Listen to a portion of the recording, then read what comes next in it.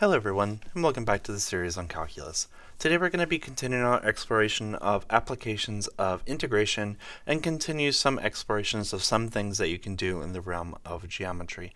In particular, solids of revolution and cross-sectional areas. So, what exactly is this going to be talking about? To set the stage for the general idea, let's assume that we have some function. Let's assume a basic function, f of x equals minus x plus 1, a nice linear function that goes down with a slope of 1 with a y-intercept of 1. And consider the area bounded by f, the x-axis, and the y-axis, and then revolve that area about the x-axis. So if we just draw a quick little picture of what's going on here, so let's assume that this is our function f. Right, so this is going to be our function f. So here we have our y-axis, our x-axis. And what I want to do is sort of generate its mirror image about the x-axis. So that's negative f, I guess you could say. And you should be able to find that this point right here is going to be x is equal to 1. That's when f is equal to 0. So this area that I'm interested in finding, that's bounded by the x-axis, y-axis, and f, that's going to be this area right here. So what I want to do is I want to revolve that area around the x-axis. And what you're going to have is a bunch of cross-sectional circles. So obviously, if I look at this from a three-dimensional picture, that is, I take this area and I look at it from, the ground up, then pretty much what you're going to have is a right circular cone, right? So pretty much this is the picture that we have, right? So here, this is the x-axis, and this obviously is the y-axis, right? Just from a different angle. So what we're looking at is we're looking at the volume of this particular cone, right? Now, only by chance is this shape a cone, but in this particular case, it indeed is. So regardless of what shape this is, when we revolve areas around axes, so we can say that revolutions of area generate volume, right? So one other important thing is that if you look at each of these cross sections are circles, right? So if we look at this particular picture and we're like, okay, how would I find the volume of that cylinder? Well, based upon this particular picture, we can generate the following conjecture. So the volume of that cylinder, or the region generally speaking, is going to be the infinite sum of cross-sectional areas, right? Because if we take these areas and stack them on top of each other, eventually you're going to accumulate that volume, right? So how do I find the infinite sum of anything? Well, that's obviously going to be integration. So we already know that since the cross-sectional areas are going to be circles, this should be of the form the integral from a to b of pi r squared, and obviously we're going to be integrating with respect to the x-axis. And if we look at our particular picture, in our case, the radii of those circles is just going to be the functional height above the x-axis. So we can say, okay, the integral from a to b of pi r squared, where r is equal to f of x.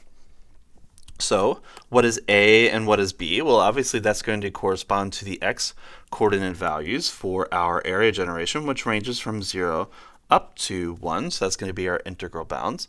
So for our particular example, what will we have? Well, that's just going to be equal to the integral from 0 to 1, and then pi times our function, which is going to be negative x plus 1, and then squared, and then dx.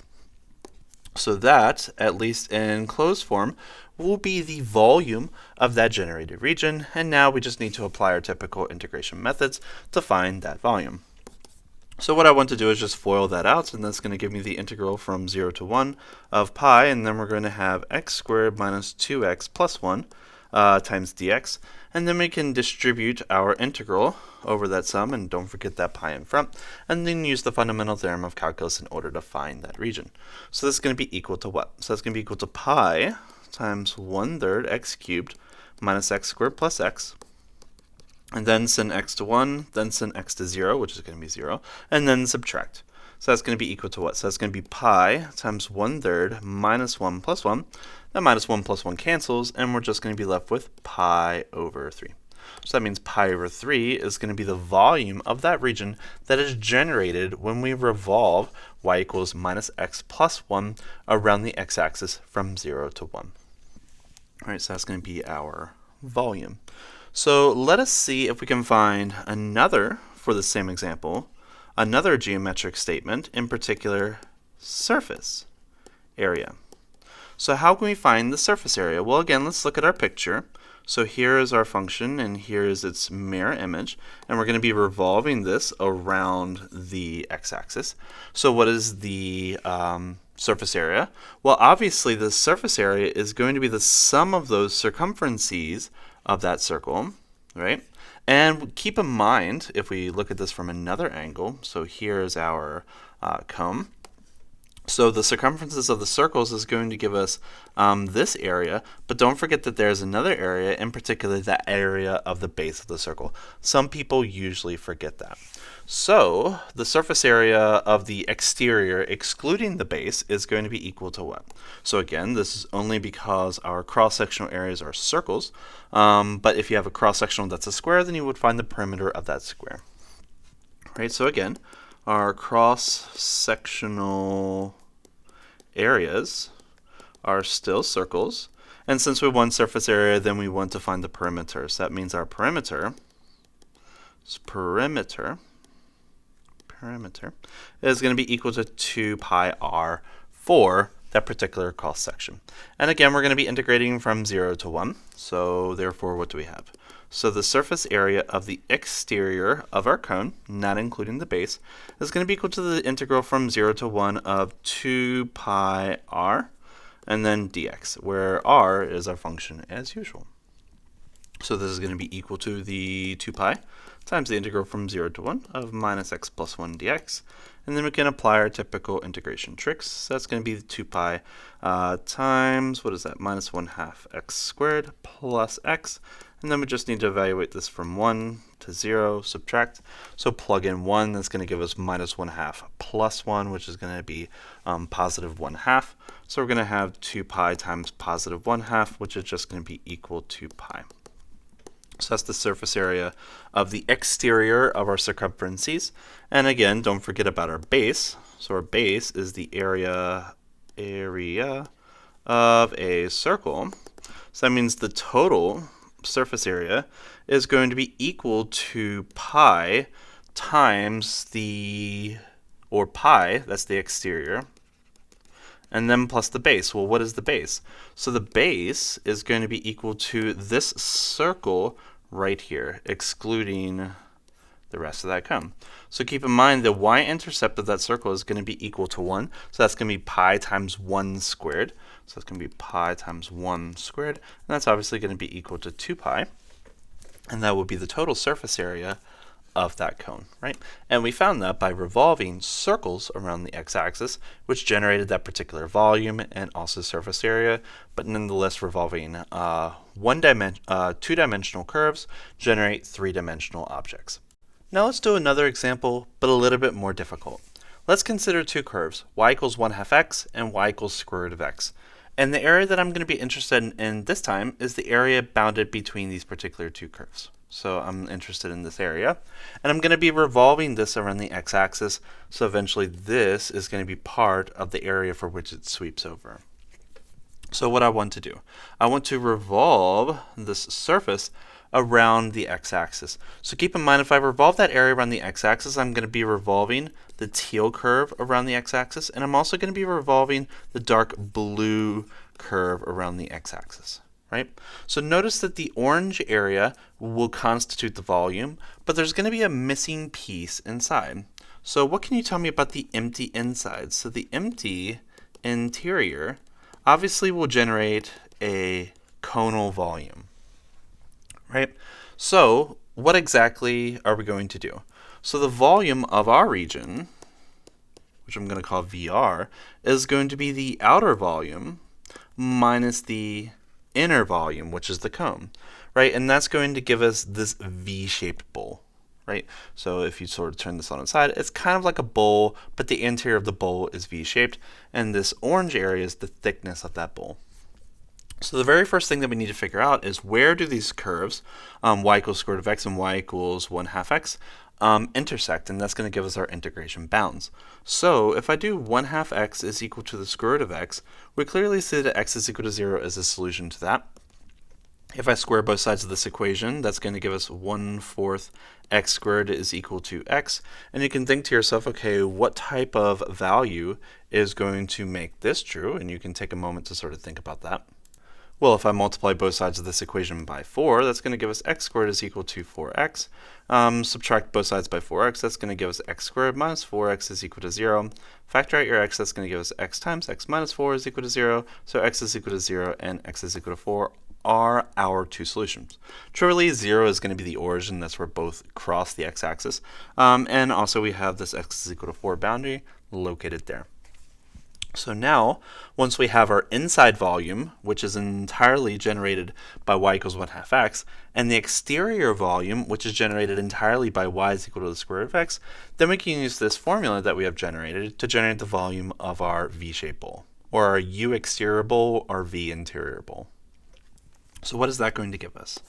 So the volume of our region will be equal to the integral from 0 to 4 of, so that's going to be pi r squared minus pi r squared dx. And keep in mind this is the outer rings and this is the inner rings. And now we just need to use some algebra and a little bit of calculus. So it's very important to notice that pi is a common factor from both, so let's just factor that out so we do not forget it. And then we're going to have the integral from 0 to 4 of what? So the square root of x squared is just going to be equal to x, and then 1/2 x squared is just going to be 1/4 x squared, and then integrate with respect to x. So now what? So let's use the fundamental theorem of calculus here. So it's going to be equal to pi times 1/2 x squared, and then divide by 3, so it's going to be 1/12 x cubed, and then we just need to evaluate this as x goes to 4, as x goes to 0. 0, as usual, is going to delete both x terms, so we just need to focus on the 4 term when we evaluate. So 4 squared is going to be equal to 16, so we're going to have 16 divided by 2. And then we're going to have 4 cubed, which is going to be equal to 64, so that's going to be 64 divided by 12. And then now we can do some basic fraction math, and that's going to give us what? So to get a common denominator, just need to simply multiply top and bottom of that first fraction by 6, and that's going to give us 6 times 16 minus 64, all divided by 12, as our fractional coefficient of pi. So once we do that math, 6 times 16 minus 64, that's just going to be equal to 32. So we have 32/12ths of pi. And then we can, of course, reduce that if we want to. That's going to be equal to what? So that's 16 divided by 6 pi, or 8 divided by 3 pi. And that's going to be your total volume. So for the same exact bowl, or V-bowl, what would the surface area of that bowl be equal to? So keep in mind, you can consider the exterior surface area, the interior surface area, or the overall surface area, both outside and inside of that bowl. But I will leave that exercise for you, since it follows the same exact procedure like we did before with circumferences of circles. So now we understand the basis of revolutions of curves around axes to generate surfaces, volumes, and objects in 3 dimensions. Now let's consider a slight different problem. Instead of having this little paraboloid or this circular looking bowl, instead of revolving around the x-axis, let's do something slightly different. So for the curve y equals square root of x, what I want to do is I want to build equilateral triangles and then add up those areas together. So notice that if these are equilateral triangles, that means each of these lengths are going to be the same. So as my x values increase, notice that my equilateral triangles will also get bigger. So that means when x is near the origin, my little equilateral triangles are going to be a little bit more smaller, right?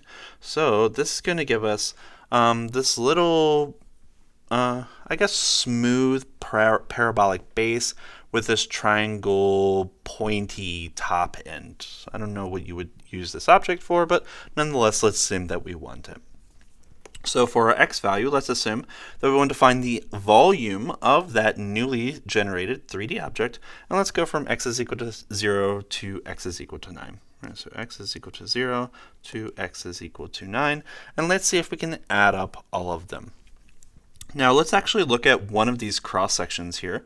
So let's look at, for example, let's go y-axis here and z-axis here. So if these are going to be equilateral triangles, then each of these side lengths must be the same. So let's do our best to draw an equilateral triangle. Let's assume it's not drawn to scale, but let's pretend. So what do we got? So we know that the length of this piece, let's call it from A to B, this is going to be equal to the square root of x. So this distance right here is going to be the square root of x. This distance right here is the square root of x. That means the total distance from here to here is going to be 2 square roots of x. And since this is an equilateral triangle, all sides of it are going to be also 2 square roots of x. Okay? So what I want to do is I want to find the height of this triangle, because then I can use area is equal to 1/2 base times height, because keep in mind area of triangle equals 1/2 base times height. So our base length is going to be this 2 square roots of x, and then that height h is going to be determined momentarily. So since this forms a right triangle, let's just focus on the right hand side, then what are we going to have? So a squared plus b squared must be equal to c squared. Don't forget your parentheses. So that's going to be equal to what? So that's going to be equal to x plus h squared is equal to 4 times x, which means that h squared will be equal to 3x. So that means h must be equal to the positive square root of 3, since, h is a distance and h cannot be negative. Right? So now we have the function of h. So now what are we going to do with this? So obviously area depends on x, so area is equal to 1/2 base length, which is going to be 2 square root of x, times height, which is going to be the square root of 3x, all in parentheses. Now what is this going to simplify to before we proceed with the integration? Well, if we break up that square root of 3x term, that's just going to be equal to, well, first off, 1/2 times 2, that's just going to be equal to 1, so they actually cancel quite nicely. And then we're going to have the square root of x times the square root of 3 times the square root of x, which is just going to be equal to x times the square root of 3. So now that we have our area, how are we going to find our volume?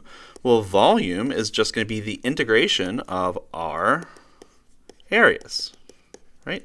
And keep in mind we're going to be integrating from 0 to 9. So what is this going to be?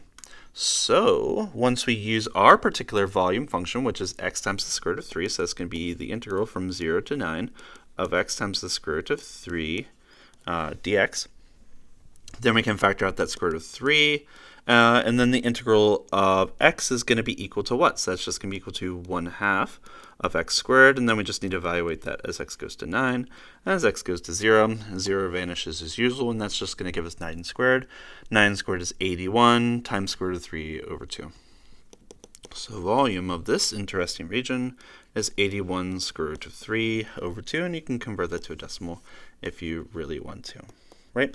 So again, a nice little exercise is to find the perimeter of this particular object. Keep in mind we already found what those areas are, or those side lengths are, because that's 2 square root of x, 2 square root of x. We're going to have infinitely many of those that we need to add.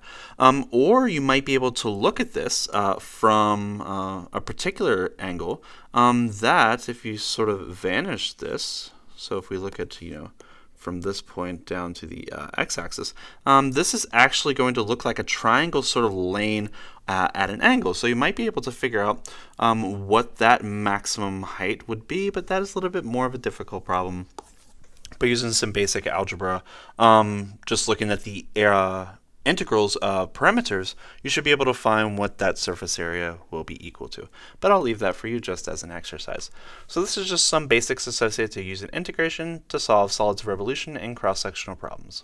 Yes, there are more complicated versions of these types of problems, but usually that would be more of a geometry-focused type of calculus class, which is not really the entire focus of this. This just is here to give you the foundations of the skills you need to solve those more complicated problems if you want to go down that route. Hope you enjoyed this video, and I'll see you in the next one. Take care.